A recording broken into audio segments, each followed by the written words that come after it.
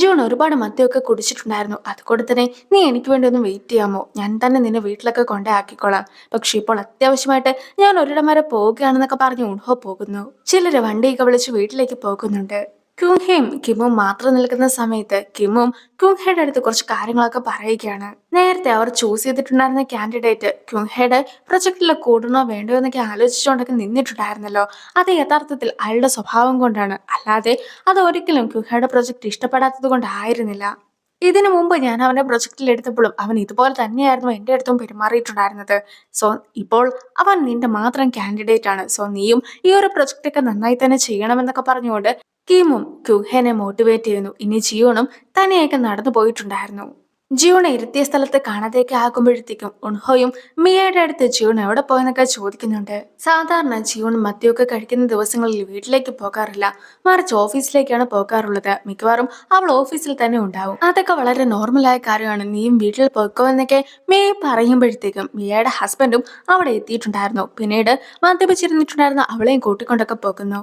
ഓൺഹോയും ഇപ്പോൾ ജിയോണിനെ അന്വേഷിച്ച് ഓഫീസിലേക്കൊക്കെ എത്തിയിരിക്കുന്നു. അവിടെ എത്തി കഴിയുമ്പോഴത്തേക്കും അവളുടെ റൂമിൽ അവൾ ഉറങ്ങുന്നതൊക്കെ അവനും കാണുകയാണ്.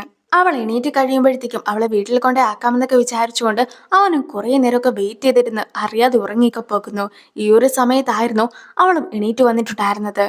അവളും ഒൺഹോനെ തന്നെ നോക്കിക്കൊണ്ട് അവൻ വളരെയധികം ഹാൻസം ആണെന്നൊക്കെ പറഞ്ഞിട്ട് അവനെ കിസ് ചെയ്യുവാനായിട്ടൊക്കെ തുടങ്ങുകയാണ്. അങ്ങനെയാണ് ഈ ഒരു എപ്പിസോഡ് അവസാനിക്കുന്നത്. ജിയണും ഉറക്കമുണർന്നിട്ട് നോക്കുമ്പോഴത്തേക്കും മുമ്പിലിരിക്കുന്ന ഒൺഹോനൊക്കെ കാണുകയാണ്. അങ്ങനെ ഇരിക്കെ അവളും അവനെ തൊട്ടൊക്കെ നോക്കുമ്പോഴത്തേക്കും അവനും ഉറക്കമൊക്കെ ഉണരുന്നു. ഈ ഒരു സമയത്ത് നീ വളരെയധികം ഹാൻസം ആയിട്ടുണ്ട് എന്നൊക്കെ അവനോട് അവൾ പറയുകയും പിന്നീട് അവനെ കിസ് ചെയ്യുവാനായിട്ട് തുടങ്ങുന്ന സമയത്ത് അവൾ ഉറങ്ങിപ്പോവുകയുമാണ് ചെയ്യുന്നത്. പിറ്റേ ദിവസം രാവിലെ ഓഫീസിൽ വെച്ച് കണ്ണു തുറക്കുന്ന അവള് അടുത്ത ഉൺഹോനെ കാണാതെ ആകുമ്പോഴത്തേക്കും ഇത് ശരിക്കും നടന്നതായിരുന്നോ അതോ സ്വപ്നമായിരുന്നോ എന്നൊരു സംശയത്തിലൊക്കെയാണ് അവളും ഉള്ളത്. അങ്ങനെ ഇരിക്കെ മിയയുടെ അടുത്ത് ഇന്നലത്തെ പാർട്ടിയൊക്കെ കഴിഞ്ഞിട്ട് എല്ലാവരും തന്നെ വീട്ടിലൊക്കെ എത്തിയിട്ടുണ്ടായിരുന്നു എന്നൊക്കെ ചോദിക്കുമ്പോഴത്തേക്കും ഓൺഹോ നീ എവിടെയാണ് ഉള്ളതെന്നൊക്കെ അന്വേഷിച്ചിട്ടുണ്ടായിരുന്നു, ഞാനും നീ ഓഫീസിൽ കാണുമെന്ന് പറഞ്ഞു. അവന് നേരെ വീട്ടിലേക്കായിരിക്കും പോയിട്ടുണ്ടാവുക എന്നൊക്കെ ആയിരുന്നു മിയയുടെ മറുപടിയും.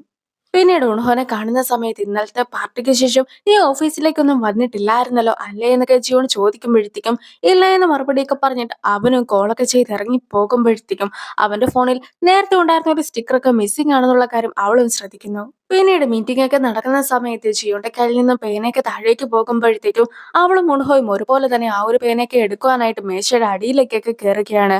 അവൾക്ക് അന്നേരം നേരത്തെ അവനെ കിസ് ചെയ്യുവാനായിട്ട് പോയതൊക്കെ ആയിരുന്നു ഓർമ്മ വന്നിട്ടുണ്ടായിരുന്നത്.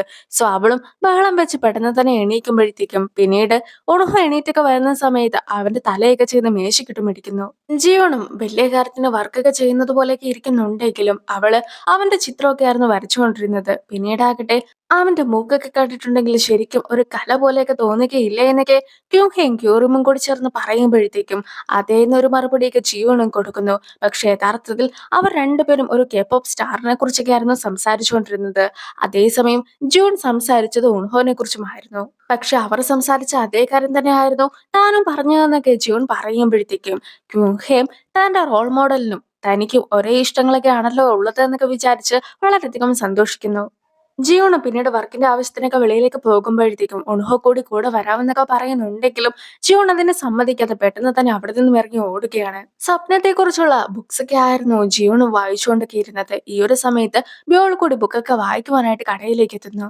ബ്യോളും വായിച്ചുകൊണ്ടിരുന്നത് ഐസ്ക്രീമിനെ കുറിച്ചുള്ള ഒരു ബുക്കൊക്കെ ആയിരുന്നു. അതുകൊണ്ട് തന്നെ ബ്യോളിന് ഐസ്ക്രീം കഴിക്കണമെന്നൊക്കെ ആഗ്രഹമുണ്ട്. അങ്ങനെ ഇരിക്കെ ബ്യോളിന്റെ അടുത്ത് അവളുടെ ഇഷ്ടപ്പെട്ട ഫ്ലേവർ ഏതാണെന്നൊക്കെ ചോദിക്കുമ്പോഴത്തേക്കും അവള് മിന്റ് ചോക്ലേറ്റിന്റെ ഫ്ലേവർ ഒക്കെ ആയിരുന്നു പറഞ്ഞിട്ടുണ്ടായിരുന്നത്.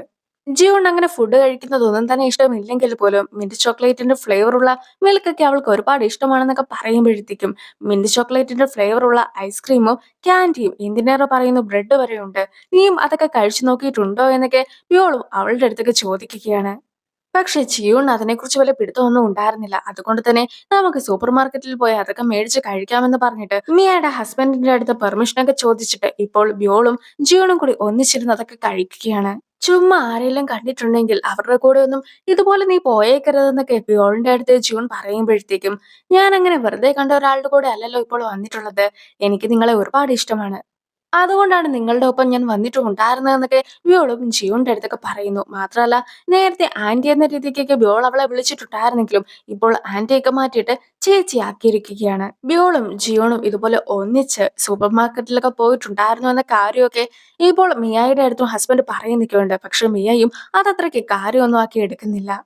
ജിയോന്റെ കമ്പനിയിലേക്ക് ഒരു വ്യക്തി എത്തുകയാണ്. അയാള് ഡിലക്സ് ലൈൻ എന്ന പേരുള്ള ഒരു കമ്പനിയുടെ സിഇഒ ആണ്. ആ ഒരു കമ്പനി ആകട്ടെ ബ്രാൻഡഡ് ആയിട്ടുള്ള ചെരുപ്പും ബാഗും അങ്ങനത്തെ സാധനങ്ങളൊക്കെ വിൽക്കുന്ന ഒരു കമ്പനിയാണ്. സാധനങ്ങളൊക്കെ ഉണ്ടാക്കുന്ന സമയത്ത് എന്തെങ്കിലും ചെറിയൊരു മിസ്റ്റേക്ക് എങ്കിലും സംഭവിക്കുകയൊക്കെയാണെങ്കിൽ അത് അവരുടെ കമ്പനീനെ തന്നെ വളരെയധികം ബാധിക്കുന്നതായിരിക്കും. സോ ഇതെല്ലാം തന്നെ മനസ്സിലാക്കി അതനുസരിച്ച് ഓരോ പ്രൊഡക്റ്റും മൂല്യനിർണ്ണയമൊക്കെ ചെയ്യുവാനായിട്ട് സാധിക്കുന്ന രീതിക്കുള്ള ഒരു വ്യക്തിനെയാണ് തനിക്ക് ആവശ്യമായിട്ടുള്ളത്. മാത്രമല്ല അയാളുടെ കഴിവ് മാത്രമേ ആ ഒരു കാര്യത്തിൽ നോക്കുന്നുമുള്ളൂ.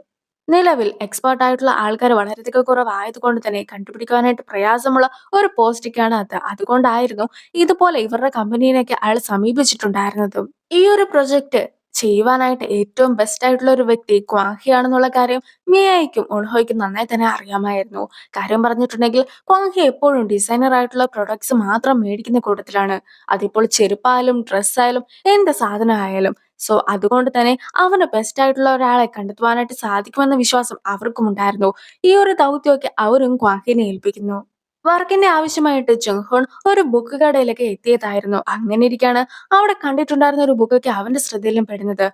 ആ ഒരു ബുക്കൊക്കെ അവന് ഒരുപാട് ഇഷ്ടമാവുകയും അതിനെക്കുറിച്ചൊക്കെ അവന്റെ അടുത്തുണ്ടായിരുന്ന വ്യക്തിയുമായിട്ട് സംസാരിക്കുകയും ചെയ്യുമ്പോഴത്തേക്കും ഈ ഒരു ബുക്കൊക്കെ വളരെയധികം നല്ലതാണെങ്കിൽ പോലും അധികം ആൾക്കാരൊന്നും മേടിക്കുന്നില്ല. അതുകൊണ്ട് തന്നെ അതിന്റെ റൈറ്റർ വളരെയധികം ഡിസപ്പോയിന്റഡ് ആയിട്ടാണ് ഇരിക്കുന്നതെന്നൊക്കെ ജുഹോണെ അറിയിക്കുന്നു. അപ്പോഴായിരുന്നു അതിന്റെ റൈറ്റർ എന്നൊക്കെ പറഞ്ഞുകൊണ്ട് സുഹോണയും അയാൾ പരിചയപ്പെടുത്തിയൊക്കെ കൊടുക്കുന്നത്. എന്തായാലും അവരും നേരത്തത്തെ വഴക്കൊക്കെ മാറ്റിവെച്ചിട്ട് കൂട്ടൊക്കെ കൂടുകയാണ്. അങ്ങനെയിരിക്കെ അവളുടെ ബുക്കൊക്കെ മേടിച്ചിട്ടുണ്ടായിരുന്ന അവനും അവളുടെ ബുക്ക് ഉടനെ തന്നെ ഒരു ബെസ്റ്റ് സെല്ലറായി മാറുമെന്നും അതുകൊണ്ട് തന്നെ അതിനു മുമ്പായിട്ട് അവളുടെ ഒരു ഓട്ടോഗ്രാഫ് ഒക്കെ തരാമോ എന്നും ചോദിച്ചുകൊണ്ട് അവളുടെ ബുക്കിൽ തന്നെ ഓട്ടോഗ്രാഫ് ഒക്കെ മേടിക്കുകയാണ് അവനും. നേരത്തെ പറഞ്ഞ ബ്രാൻഡഡ് ആയിട്ടുള്ള കമ്പനിക്ക് വേണ്ടിയുള്ള വ്യക്തിനെ കണ്ടുപിടിക്കുവാനായിട്ട് ക്വാങ്ങി ശ്രമിക്കുന്നുണ്ടെങ്കിലും അവന് മൂന്നേ മൂന്ന് ആൾക്കാരെ മാത്രമാണ് കിട്ടുന്നത്. സോ അവരെല്ലാവരെയും ചെന്ന് കണ്ടിട്ട് കാര്യങ്ങളെ കുറിച്ച് എല്ലാം തന്നെ അവനും പറയുന്നു. ജുഹോണും ഓഫീസിലേക്കൊക്കെ എത്തുമ്പോഴത്തേക്കും എല്ലാവരും തന്നെ ടെൻഷൻ അടിച്ച് നിൽക്കുന്ന കാഴ്ചയൊക്കെയായിരുന്നു അവൻ കണ്ടിട്ടുണ്ടായിരുന്നത്. അവനും എന്താണ് കാര്യമെന്നൊക്കെ ക്യൂഹയുടെ അടുത്ത് ചോദിക്കുമ്പോഴത്തേക്കും ബ്രാൻഡഡ് ആയിട്ടുള്ള കമ്പനിയുടെ അടുത്ത് നമ്മൾ മൂന്ന് കാൻഡിഡേറ്റ്സിന്റെ ഡീറ്റെയിൽസ് ആയിരുന്നു കൊടുത്തത്.